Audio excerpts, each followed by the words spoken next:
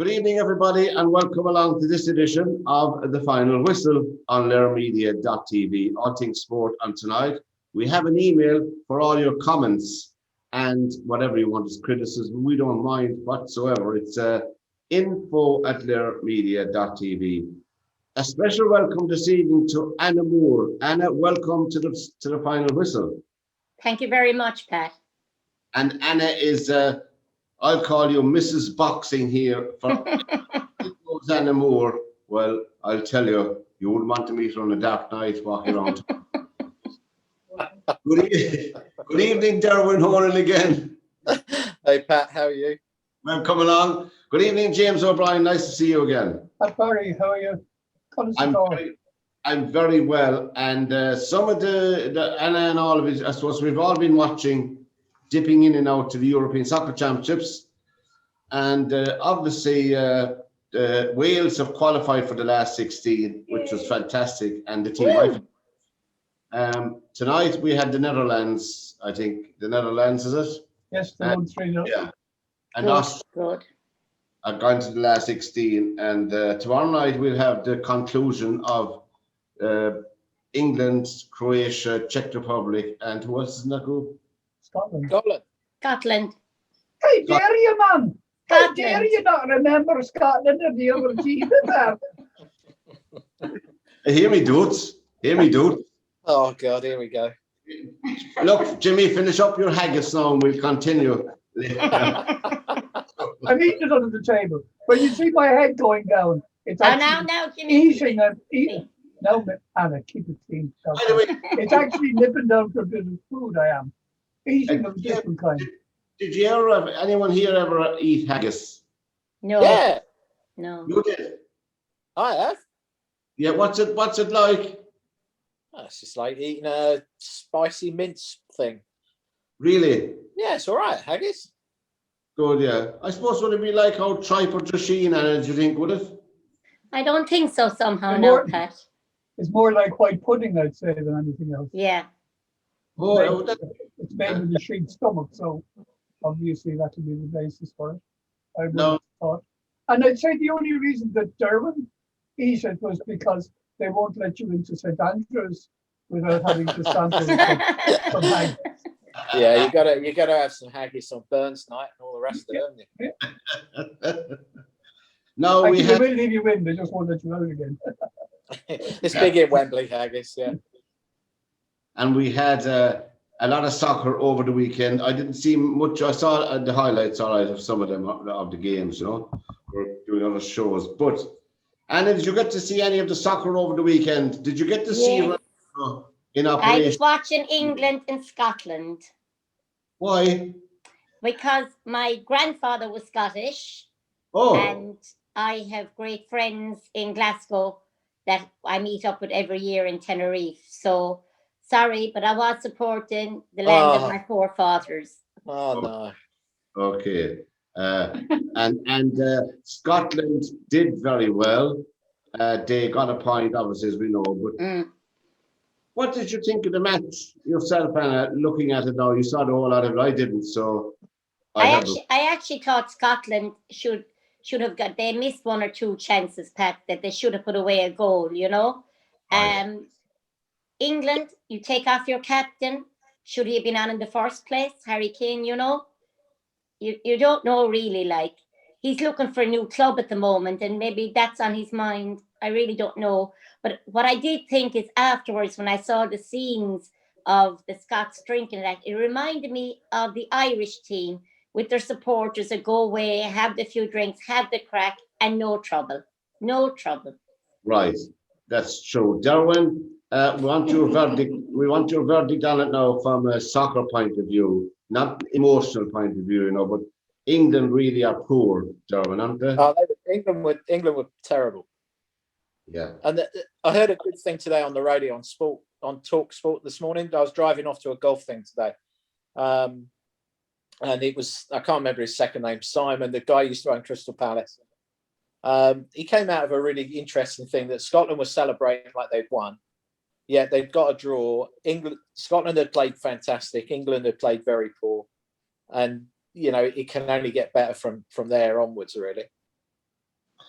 But And they, I think, again, Actually, Derwynne, it could get significantly worse because if Czech Republic beat England 2-0 and Yeah. Croatia beat Scotland 2-0, which they could well do, England are down to third, Yeah. and they're as a third place team, they won't necessarily make it, and they'll be playing against much better sides.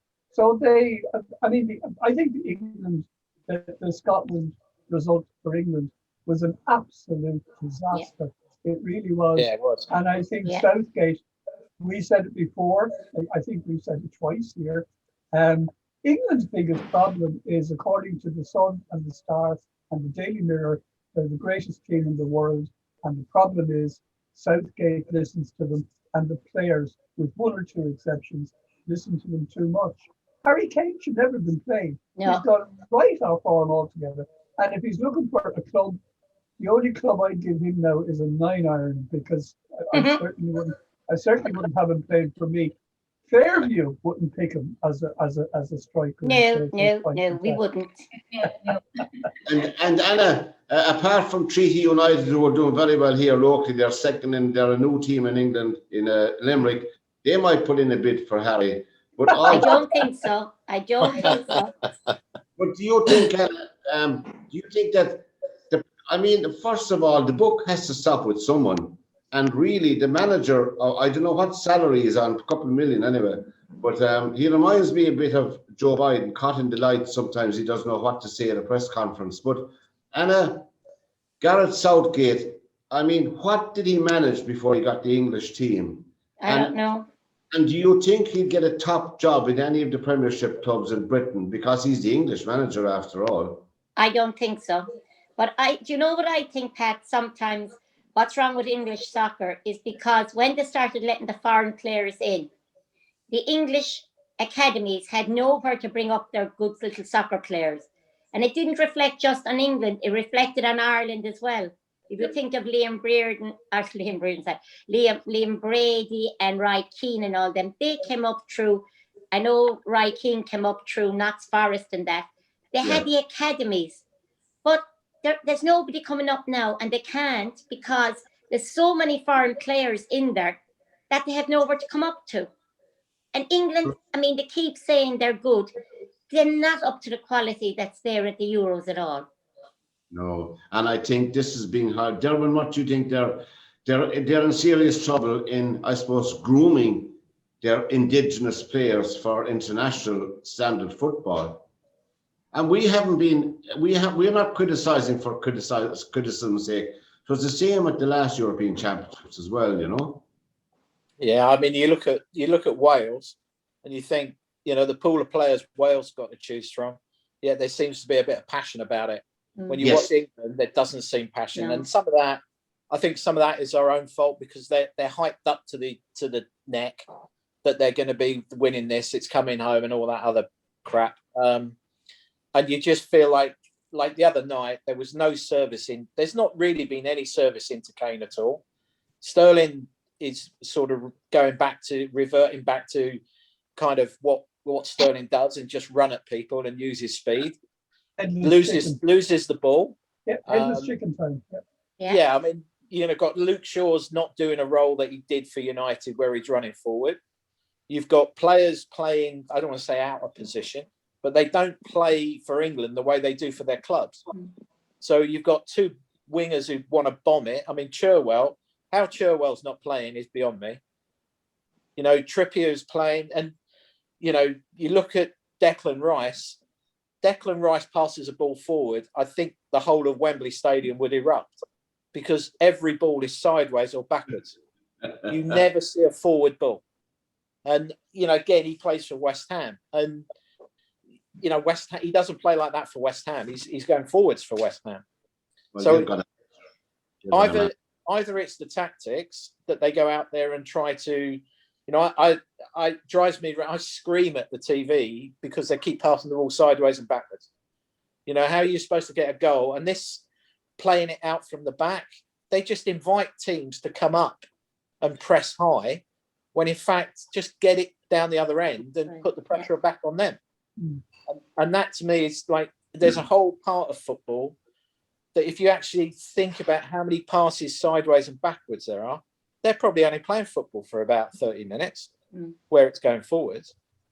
What I can't figure out, Derwynne, is to me probably the most exciting player in the Premiership, the most exciting English player in the Premiership is another renegade Irishman, Jack Grealish.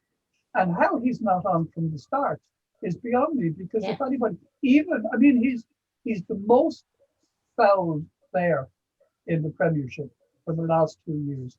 And he gets the ball, he scares defences crapless. And with a player like Harry Kane in the box, you want as many frees going into them as you can, because, as you said, they're not passing the ball to him. So why they can't try plan B, and that is let Grealish on to create frees, and something's going to come. Either Sterling is running into the spaces, or Chilwell, who takes a decent free, is going to actually have a bomb, or it'll go to Harry Kane. And that's, a dog with a mouth of his arse knows that's a reasonable tactic to be employing, rather than giving it to Declan Rice. And don't forget, Ireland rejected Declan Rice, we like to tell ourselves. But he's not that good. And I think Declan Rice is as you say, Derwynne, I think he's a glaring example of how the press, the minute he burst in onto the scene as a young man, and all the publicity, a lot of it about Ireland, going on about how, he should wait, he's a shoo-in for the English team, he shouldn't pick Ireland. That's just hype, and the hype is screwing England up. They would be far better off if the Sun and the Star and the Mirror turned around and said, this is a shite team, they have no chance of getting anywhere. They might start playing with a little bit of pride. Somebody asked there, how did Southgate get the job? And I'm sorry, Anna, but a Limerick football reject was the English manager, and he was such a criminal that I think the FA were looking for somebody pure as the driven snow, with no history, that they could mould and tell what to do, and Southgate was the boy. Plus, he wouldn't be as expensive as Mourinho or Mancini or any other decent, well-established. What I don't understand about the England team is they all play in the Premier League except Trippier. The Premier League is end to end. It's fast and furious, isn't it? Really, and it's like rush and go and keep going. Yet they get into these tournaments and it's as though they want to play like Holland. They want to play like Germany, where it's all slow and build it up and all the rest of it. And these guys are playing week in, week out at 100 miles an hour. But Derwynne, sorry to interrupt you now. The critical fact in that is they're playing 100-mile-an-hour football for Guardiola, Klopp, all the brilliant European managers who were there, who have them playing like that. Plus, they're playing alongside Kai Havertz, who's superb, and a whole pile of non-English players. And the other side of that, mind you, is you talk about Germany playing slow football. Sure, but they have Kai Havertz in their side. They have an awful lot of Premiership players in their side who are playing under a good manager who can say to them, right, guys, we're going to change our tactics. You're going to play 100 miles an hour, score a goal, and then you're going to stop. And we're going to put on Gundogan. Emre Can is quite old. So there's. But Anna, I think the media in Britain, and not to give them a novel bashing, England are playing at home. We mustn't forget. Now, that's true. Contrast that with Hungary, who are a very ordinary soccer team, but they have incredible passion. They were playing at home. I know they were beaten at the end, but by God, didn't they give a performance that any manager would be proud of? You saw the Hungarians against, was it the Italians, was it? No, Yeah. Cross, no. It was. No, Hungary didn't play Italy.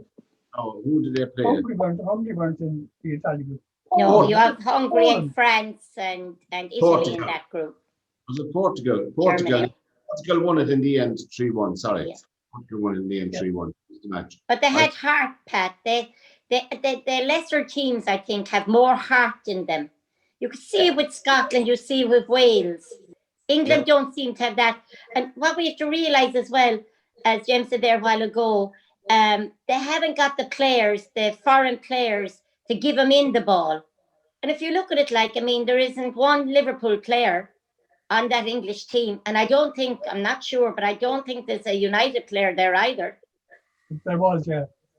Was Yeah, there a that- United player? Was there? Well, that he must fullback. be very well The known fullback, then. Luke Shaw. They had Luke Shaw, Luke and Shaw. they Oh, brought yes, Luke Shaw. Rashford on in the end, didn't they? But And then Jimmy's favourite player, he's injured. I see Harry Maguire. He might be on the next time, you know. But we're talking about the English team now. You must remember as well, the Premiership has 4 good teams and 16 crap teams in it. So you must. Actually, just sorry, Patrick, I keep interrupting These people. players This have is my job, Anna. I'm the Quite interrupter all in right, chief. James. But- It's but quite you- all right. I mean, Derwynne was talking about Manchester United players. Don't forget that Dan James, who played for Wales, played superbly for Wales. Can't really get his game on the United side regularly, and he shone for Wales against England. If ever you wanted a microcosm of exactly what's going on, a young Welsh lad who can't get his place on the United side, plays for Wales and shines against England. In a sentence, I think that explains exactly what's going on. Anna is 100% right. It's passion and it's pride in the jersey and it's hunger and it's lack of fear. But I remember in the USA World Cup where Ireland played, we played against, I think it was Egypt in one of our group games. Yeah. And Egypt had played superbly in the final group game. Egypt had played superbly well, but when they got into the last game against us, they were brutal. And it was Liam Brady, Chippy, who said in the first couple of games, Egypt had nothing to lose. So they played great stuff. When they got into the third game, they suddenly had something to lose and they were crap. And I think that's basically what it comes down to. Pressure, even on a bad side, when you suddenly see, oh, holy shit, Cameroon were another example. When they played in the World Cup, they were crap. They had no chance. Everybody, they were the whipping boys. And lo and behold, they came out of their group. You know, I mean, there are soccer, every single soccer tournament has, in 1966, it was the Koreans who got to the, as far as I know, the semi-final, or the quarter-final. They were beaten by Portugal in the quarter-final. So, you know, they've nothing to lose and they've got passion. So they play relaxed football. If they give the ball away, they don't give a damn. They just get on with it. England are playing like a side who can't afford to make a mistake, have to do everything right. And as a consequence, when you play to not make a mistake, you're never, ever going to win anything. As long as you're playing cagey in any sport. Yeah, we're not being negative against England for negative sake, but they're playing at home. But Anna, do you honestly think, apart from the players, the manager is not up to the job? You see, it's not just the manager as well. They have got coaches there with them as well. Yeah. They'd have a coach for the forwards, a coach for the backs, midfield. They'd have a goalkeeping coach, you know. So is the manager only managing, and are these coaches actually supposed to be showing them how to play, and have they no plan B? Because they don't seem to have a plan B. But now we know there's 8 groups in European Championship. We'll come back to soccer later on. There's 8 groups in the championship. Obviously, 6, sorry, and there's 4 third place finishers will qualify. I was looking at the tables this morning, And I think that England, if they happen, as you said, the scenario works out, Jimmy, and they go into third place, they're not guaranteed to go forward at all. I don't think England would have enough goals or enough points to go forward. I think there would be a lot better third place. I mean, if you look at, you have the group there with Germany, with Italy, with France, isn't it? And Portugal, is it? It's the four of them in the one group. Yeah. Well, I mean, Italy to me, Germany, Portugal, France, and Hungary. The group of death. Yeah, to me, that would be maybe in my opinion, the first third team will come out of that group anyway. Yes, they will. And if you look at the other groups, I don't think England would be strong enough to get third place if they don't win. But then again, England can come out tomorrow and surprise everybody. But I think, I mean, let's look at the pure arithmetic of this, right? There are 6 groups. There are 4 third place teams going through. That means out of all the teams playing, there are only 2 teams who are going home. 6 groups, and there's 2 teams coming out of all 6, and there's 3 teams coming out of 4 more, which means there's only 2 teams coming forth. There's only 4. There's only 6 teams going out. So you could, even right now, you could have a look and say, yeah, those 4 teams are going to be losers. And look at the scores. There are some third place teams that are actually no hope. I think, sadly, sorry, Derwynne, no matter what happens, I think England will go through unless they get hockeyed by the Czech Republic. And their goal difference is very, very poor. But bear in mind, what do you think? Do you think they'll rise up and beat the Czech Republic? Because I think they will, despite what we said. I think they'll beat the Czech Republic tomorrow night. I don't think I think they'll beat Czechs tomorrow. But the big one is they've got to try and avoid France or Germany, haven't they? Well, they have to beat one of them if they want to be champions, anyway. Yeah. Beat them in some stage anyway. And they have no chance. I still think, Pat, if you remember in our very first program, I said the team I tipped were Italy because they have no superstars and their league is all made up of Italians and they have a very, very good manager. And they've shown us 2-3-0 wins. Haven't lost for 30 games? 30 game unbeaten stretch, and they're certainly going to get out of the round of 16. They have to have Roberto Mancini. I have to leave a minute. I have to get to charge my battery, so I leave you for a minute and I get it. No bother, Anna. While she's there, we leave our boxing discussion for later because Anna is our expert in that. But anyway, look, we'll come back to the soccer at the end of the program, and we might have more collective thoughts. Lear Media. The final whistle is the program, and our email is info@learmedia.tv with Derwynne, James, and Anna. Will be back shortly. Now, we had 2 golf tournaments over the weekend. The PGA, of course, we spoke about it last week. The PGA golf tournament, the last major of the year, is it? No. Yeah, we got the Open. Oh, the British Open, yeah. We call it the British Open here. I don't know why. Yeah, I don't know why. I mean, I'm just gonna shake my head. Okay, we have the Open as well here, our own Open. Well done, Pat.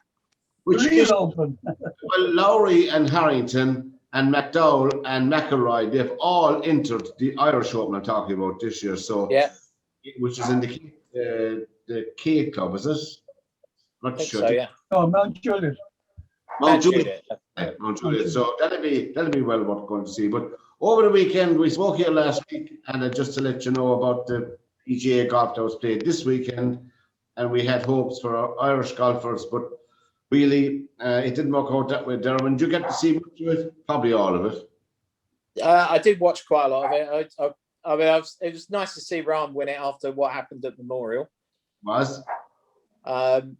It was interesting to see that at one stage there where you had Koepka, DeChambeau, you had the whole McIlroy. You had, I think at one stage, the top 6 were literally the top 6 players in the world.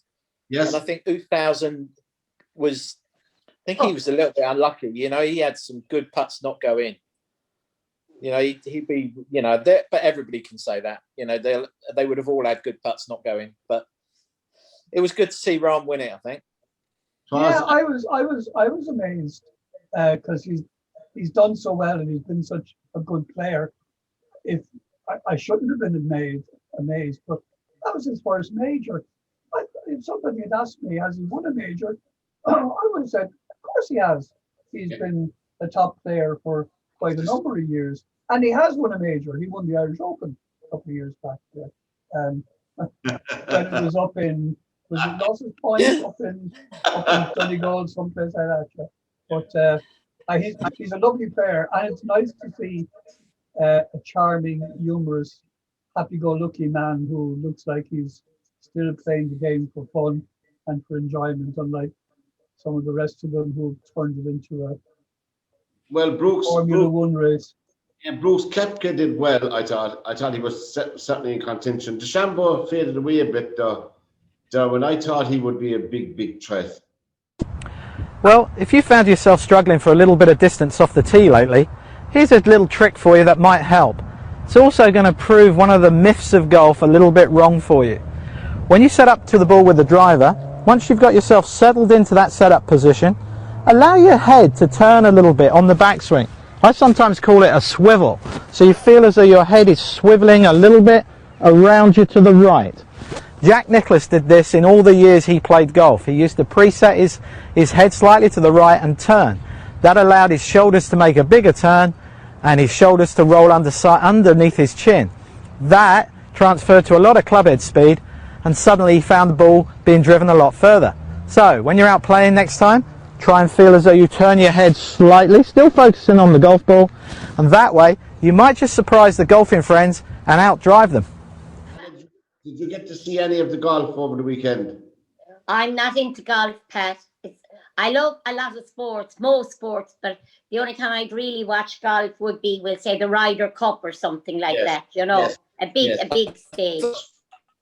Well, I was really used to that because the ladies golf that was over the weekend, as we just touched on it, simply because we had a huge. I was watching my internet's playing up a bit.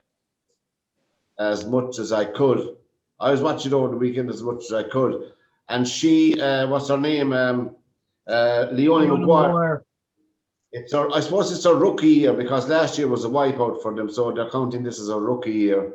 And she was in contention for the whole weekend. I missed most of that, guys.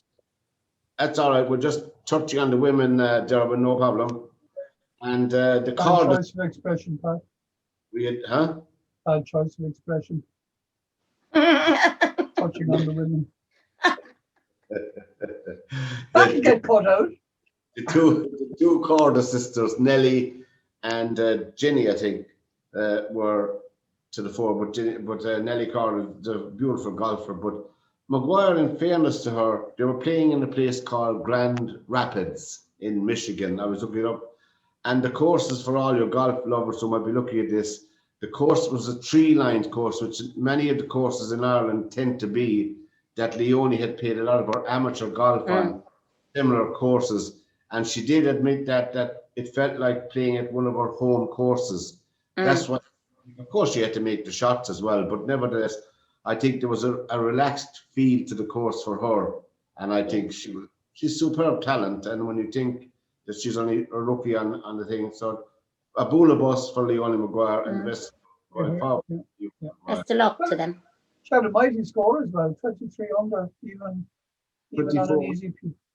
But she was 23 under. The winner was 25 under. Just some scoring, and she said she had a 26 or 27 under in her as well. She just didn't get that. But it all comes down to the puts anyway, no matter how you cut the cake. But what sort of saddens me about Leonie Maguire is a little bit is that she's one of the twins. She's her sister. She has a twin sister, and the two of them ping-ponged in their club championships and in their provincial championships throughout their amateur careers. They were more or less the same. And Leonie just went on, and her sister just, I don't know whether she's still playing or not, but she she never wanted that. She never had the same hunger, yeah, probably. her career. Golf. That's Leonie's sister we're talking about. Yeah. You have a lot of families like that, though, Pat, that they're into sports, and one mightn't have the desire that the other one would have in it, you know. Or you would have maybe the two of them want it, but one would be better than the other. So that's in all sports, I think. And if No. It's you're interesting. being, if you're being It's interesting outshone by you say- go on, Derwynne, sorry. Yeah. It's interesting what you say there, Anna, because when you think of the Nevilles, you know, Tracy Neville was like netball superstar. You had the two brothers who were football superstars, and their parents weren't that sporty as such. It wasn't like they came from a big sports background. They were three keen. We have that in boxing. We have Michaela and Adrian Walsh from Belfast, who just qualified for Ireland for the Olympics. And I think Damien, his father, they only got involved in boxing because their children wanted to box, you know. Right. So it's not always people that know about the sport or play the sport, you know, that their children follow on. Sometimes they do, sometimes they don't. Now, as you're talking about boxing, and we have 7 boxers, I think. I know. Correct me if we have 7 boxers so far. Yep. For the Olympics in Japan. As you know, one of our most successful sports in Olympics, that is boxing, so to speak. Yeah. And we won most of our medals as a nation in the boxing ring for this country. Now you came across a very young Katie Taylor on her way up in the amateur ranks, did you? Yeah.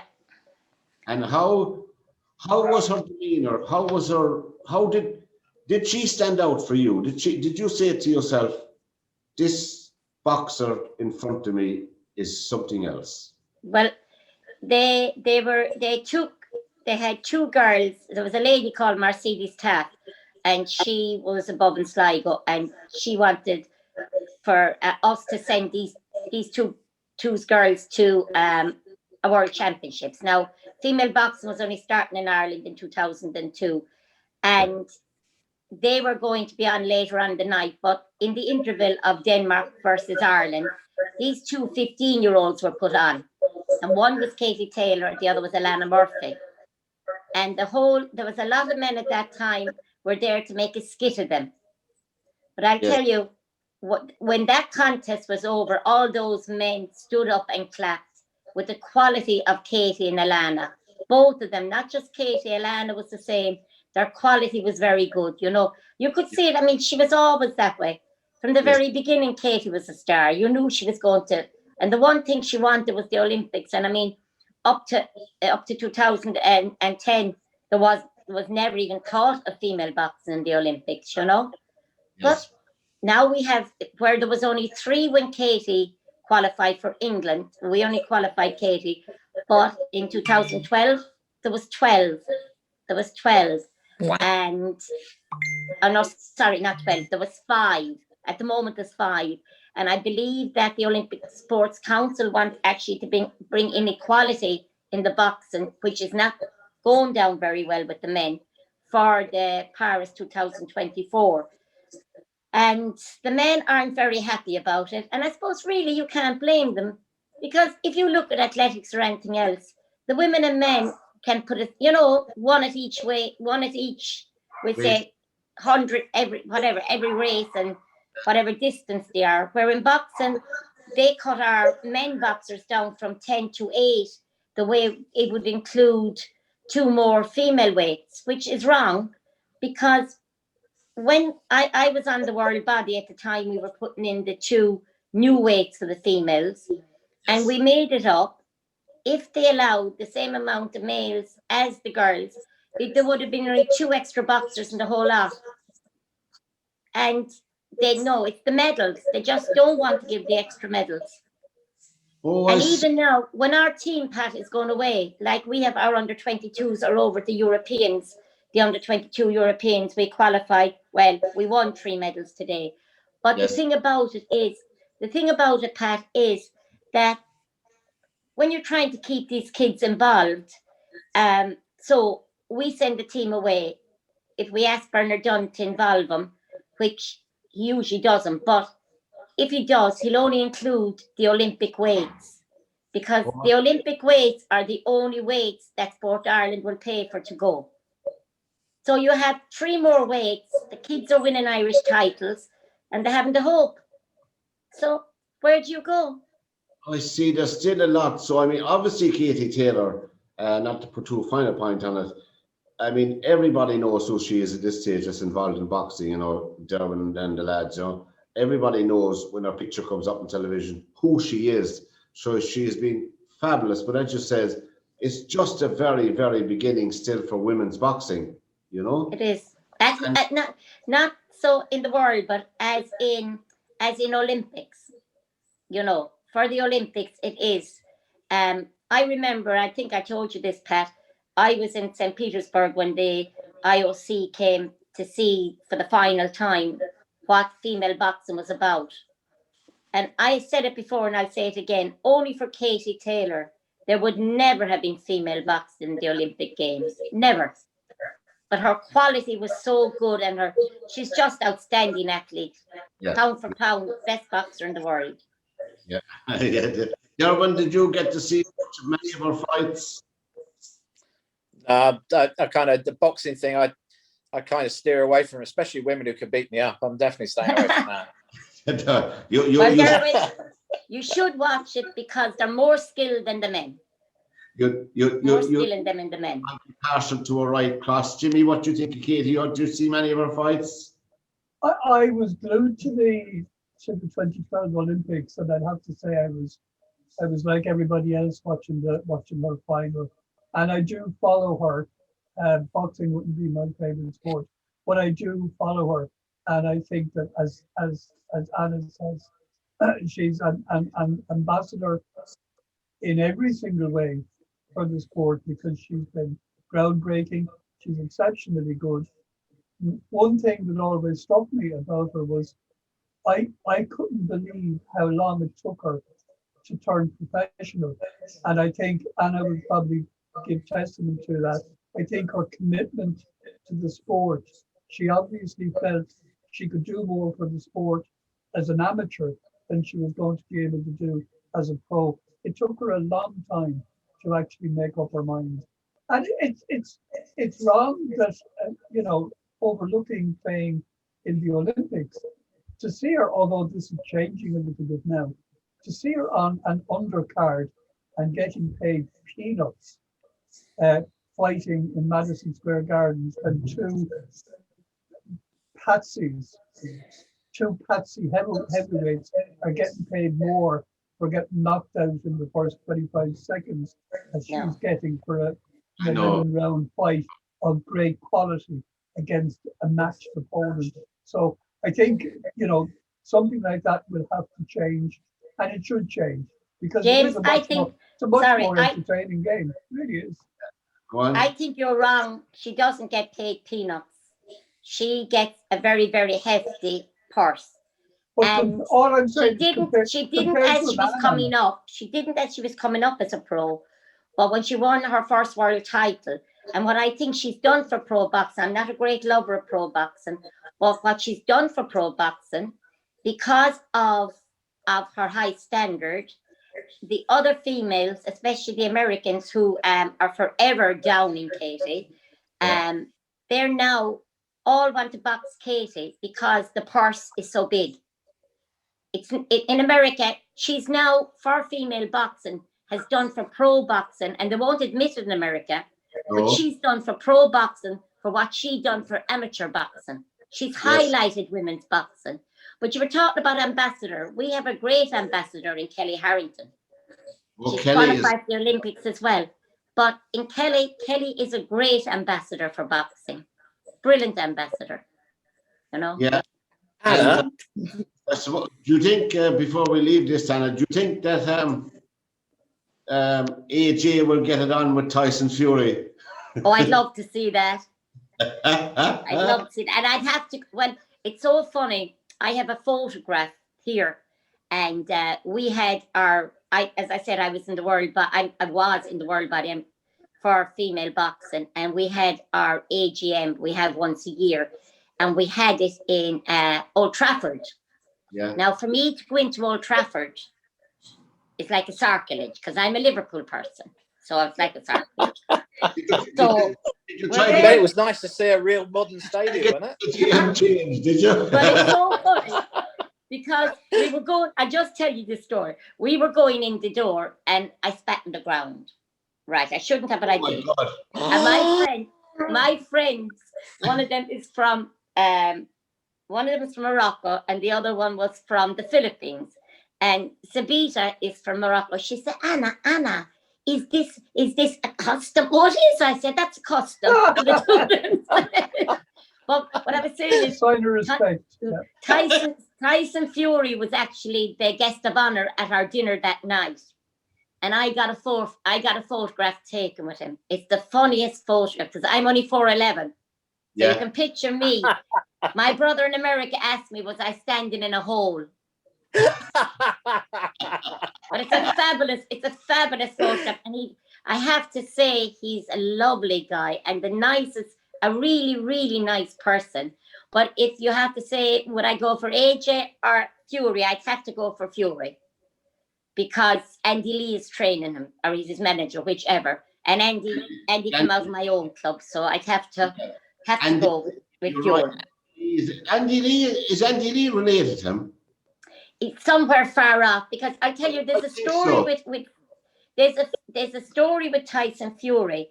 My son Jim was boxing for Ireland. They were going to the Golden Gloves in America, and all of a sudden, this boy was put in the team. His name was Tyson Fury. And actually, Jim shared a room with him. But when he went to compete for an Irish title, he wasn't allowed to compete because he couldn't prove that his grandfather or mother or whoever were Irish. There was no proof of it. When they looked, they actually found out that they were Welsh or something. So that's how he never could box for an Irish title. But he did want to, and he did represent Ireland as an amateur, Tyson Fury did. Wow. Yeah. There you go, now. That's another bit of news. And by the way, lads, Anna is going to get ringside tickets for AJ and Tyson. All our contacts in the world body. for all the contenders in the final whistle. Do you think that fight will ever happen? I don't think that fight will happen. I actually think that AJ would be more frightened of that fight than Fury. Yeah. And I do think, as I said, I have the utmost respect for AJ because he, as I said, twice I've met him and twice he is a gentleman. But I think the way, I really believe since Andy Lee took over Fury, he's done a great job with him. He has, he really has. He destroyed Wilder completely. Yeah, and when Andy had taken him over before that, Pat, you say. Yeah, he had. And I knew when he came out of the first round, not to labour thing against Wilder, I said, there's only going to be one result here, except Fury is caught, as you can be in a heavyweight contest, with a sucker. There's no way Wilder's going to put a glove on this guy tonight, And he overwhelmed him with his size and all, the whole lot. It's a joy to watch it, We call him one of our own anyway, Anna. The final program here on LearMedia.tv. I tell you, we're here every Monday night, and Derwynne is a long-time suffering Man United supporter, just to let you know, Oh, God. I won't hold that against you, Derwynne. I won't hold it against you. Oh, that's all right then, Anna. I don't want to have a fight with you. No. So the next day will probably be in Anfield, Anna, will it? Oh, I love Anfield. I love Liverpool. Even if I was never going to a match, which I've been to a lot of them, I have a son that flies over to Liverpool once a month to see Liverpool playing. It's And nice I have to go to say, Anfield. they had so many injuries this season, and for them to fight back from 10th place in it was 5 or 6 weeks to come third, I thought, that's Klopp. Klopp is just brilliant, and they play their hearts out for him. They do play their hearts out for him. Yeah, Man United. But in fairness to Man United, and I'd just be followed, I think what Solskjaer managed to do, I don't care what anybody says. I mean, I wouldn't be a fan of any particular one. Mary showed me the photograph here now, Anna, of yourself and AJ. I can see what you're not even up to his knee, Harley. But I was saying that what Solskjaer did with United this year, I think, is not appreciated enough. I think myself, Derwynne. What do you think? I think it's not appreciated enough with what he had. You know. I think he did. I think he did. He did really well. Really. I mean, it'd be nice to see him win a trophy. I mean, he keeps getting to semis or to finals and nothing happens. But I think it's nice to go to Anfield and see what those old football stadiums used to look like in the 50s. Yeah, the ones that have 6 European Cups and let's keep it civil. I was going to say it's going to start in a minute. God outside. Completely. I know that just to touch on the local stuff here a minute in Limerick where we are, there's been a good upsurge in soccer, I think, here in Limerick, and a good, I suppose, happening from last year to this year, and that Treaty United have gone into the first division. They're sailing high, they're in second place. But I think the significance of that is that junior soccer here in Limerick and surrounding areas in the Midwest, there's a pathway now for young lads playing junior soccer to move up to some kind of senior soccer and onwards. There's a pathway for them now, really, to attain something. You know, all those players who had nowhere to go except across the water, as you said, which is dog eat dog there, you know. Well, that was their Pat. As I said, across the water was brilliant for Rye Keens and them when the academies were there, but they're not there anymore for them. No. But I'm not very happy at times when they scoop in and take our junior soccer players. I'm not happy about that. I mean, Treaty now have 2 of ours, one young fella, Clive O'Connor. Oh my God, he's an outstanding centre back. Brilliant. But wouldn't you love the pride in Fairview United now if Clive progressed on to something better or greater, if you like, if that talent was noticed by the national team or international team? I'd be thrilled. I would be thrilled. Yeah. And actually, the girls now, the Treaty's women's team, my husband's niece, grandniece, plays for them. She scored last week. She has also played in the under-19 Irish team, and she scored a goal, and she's only 17. Watch her name. She's brilliant. Her name is Jenna Slattery. Janice Slattery. No, Jenna. Jenna Slattery, lads. Yeah. You have to hear first on the final whistle. Jenna Slattery will be the Katie Taylor of Irish soccer in a few years. But she is outstanding. She's very, very good. She's played with the under-15s and the under-16s for Ireland, and she's just 17 now, and she's playing with the under-19s, and she's on the women's treaty team. She's on the senior treaty team. And as we know, the Olympics are on this year, and before we leave the Olympics, and obviously all the athletics meetings this year now take on a new significance. And up to this weekend, only one Irish female athlete had gone under 13 seconds for the 100 meters high hurls. We're seeing that because Derwynne O'Rourke won a good few medals on the world stage in the Europeans as well. And the Sarah Lavin from Limerick, Sarah Lavin ran under 13 seconds over the weekend in Madrid, a very close second in the high hurl. So there's high hurl, and she qualified as well for the Olympics. Sarah Lavin. I'm delighted. 12.95 seconds. That's great. And our rowers are doing very good as well, Pat. Yeah, she won a European silver medal in the under-20s in 2013. That's Sarah Lavin. So she made serious progress now in the hurls. But as you said, our rowers, there's loads of our rowers going. We've seen more rowers this year than any other year ever. I think, I think there's at least 6 teams through, Pat. Rowing teams, at least 6. Which is great. And also in the athletics, as you were talking, is it the women or the men's relay team for the first time qualified? I think we have 2 relay teams that have qualified for the Olympics. Yeah. Now, before we leave local issues, Anna, you have we want to blow your own whistle for Fairview Rangers, but we don't mind that here on this show. We can blow all our whistles anytime we like. The new seats for the punters, I believe. Fabulous. I have to say, it's not just the seats they put in. They put in the lights, the lights all around the ground. Jerry Cantillon, Steve McGuan, and Derek White, is what you call it, Jerry Flynn. All the older members, while the COVID was on, they went up and they painted the place and they cleaned it. And then they put, they got somebody in to put a roof on where we used to all stand, where the steps were, if anyone knows Fairview. And now I think there's over 100 seats there now with as a stand. Steps are outside the club. Is that covered in now? That's covered in now. Oh, And I think it's about 100 seats there now. we can drink our coffee now without the rain going into it. You can. And they're playing their first game on the 11th of July in the Senior Cup against Athenry. And is that a home match? Yes, home match. We'll be down there for that. It's only up the road from where we are, lads. We're talking about here. But And do you know, Pat, if you don't mind me saying so, do you know what's very good at the moment? You spoke about all the sports being back. The school boys have cup matches. They're not. It's a shame really, but they can't play the leagues. But they're playing cup matches. So it's great to see. It's great to see the kids back playing matches again. of course, I see it in Shannon as well. Derwynne. But the Ireland Sevens rugby team have qualified for the Olympics. That's right.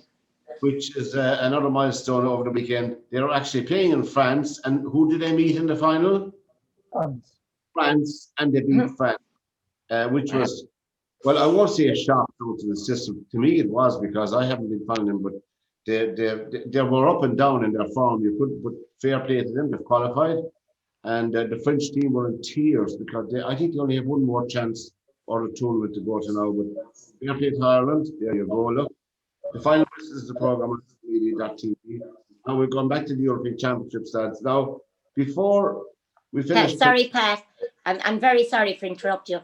Before we go, you go on. Could I just extend? Anytime. Could I just extend my sympathy to the Lipper family on the death of Sean Lipper, president of Fairview Rangers? All right. Oh, when did he pass? He passed last weekend. He was buried last Friday. Oh my God. 94 years of age, a gentleman. My God, fair play to him. Fair play to him. My dad is another few bit. 94, that's a good age. Condolences to... Sorry, I met Sean Lipper many years ago, and I met him at a Munster Youths soccer match in Fairview. My son was playing for Fairview at the time, beaten by St. Michael's in Tipperary. But and Sean Lipper was a lovely man, did a whole lot for soccer as well.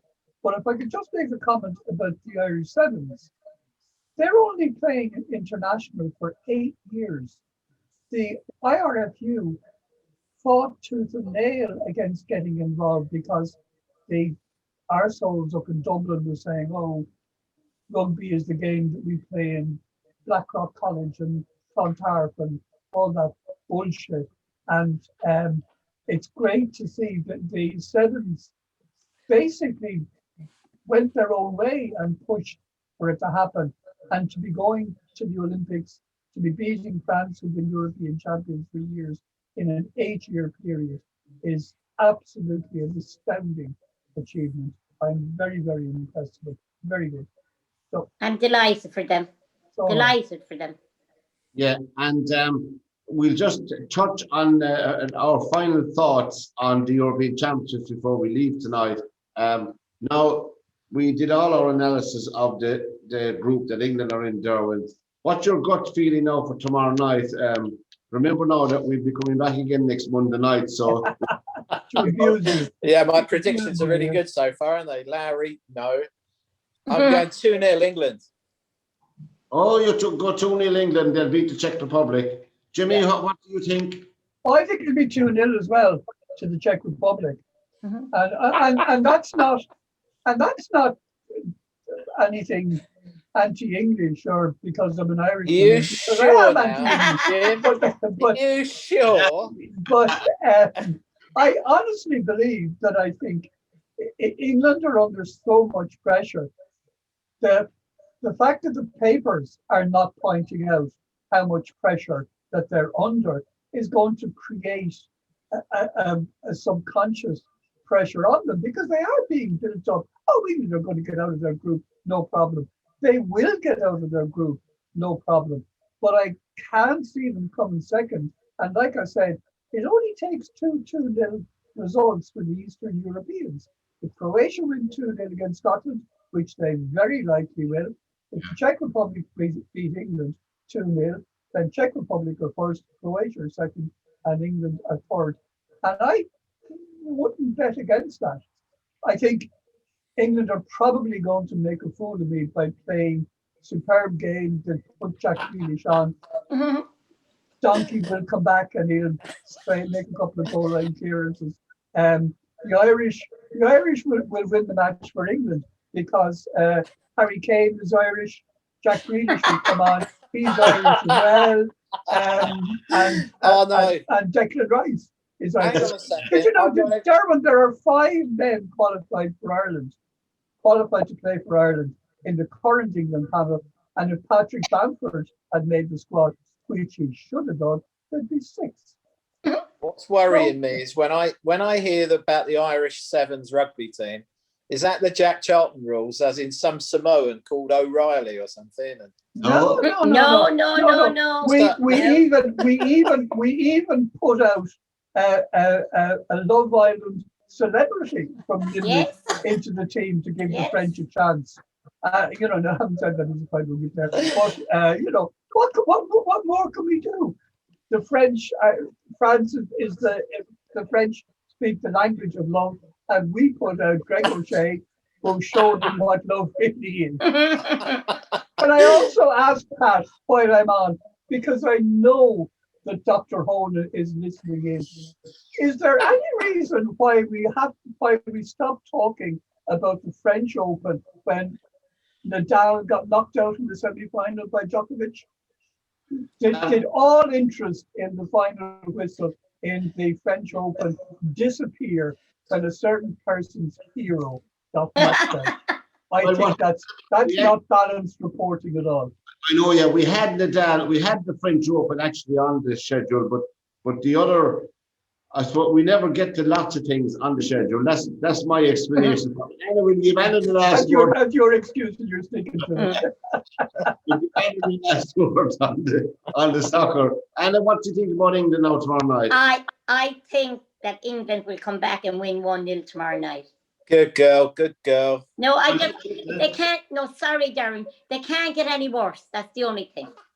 After 700 years, would you ever reckon have a bit of pride in the green jersey? Just stay there. But we have great pride in our green jersey. We have great pride in our green jersey, but they're not good enough. I even got a picture of Honolulu with a wave with a green tint. For God's sake, how much more can I do? Anyway, from Derwynne Honan and from James O'Brien and our special guest tonight, and more, and it was a pleasure having you along, lads. Thank you, Pat. It was indeed. For this edition, thanks very much, lads, for taking your time out. And until we meet again from Lear Media, don't forget to press the red button to subscribe to us. Good evening and God bless to everybody. Good night, all. Thanks, Bye. everybody. Night.